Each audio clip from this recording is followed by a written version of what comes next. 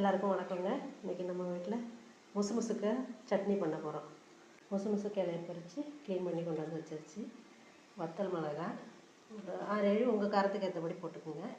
ஒரு துண்டு பெருங்காயம், கொஞ்சம் ஒரு நெல்லிக்காய் சைஸ் புளி, மிளகு, கொஞ்சம் ஜீரகம், ஒரு 15 பல்லு பூண்டு வச்சு வதக்கிக்கலாம். மிளகாயை வறுத்துக்கலாம். அதுக்கு கொஞ்சம் எண்ணெய் ஊற்றிக்குவோம். வெங்காயத்தை பொரிச்சிக்கலாம்.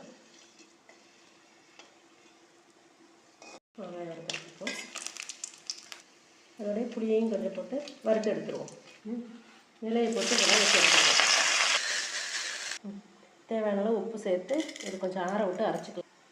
அது கூட இந்த மிளகு ஜீரகம் பூண்டை நம்ம பச்சையாக சேர்த்து அரைச்சிக்கலாம். சூடான இட்லியும் சட்னியும் ரெடி.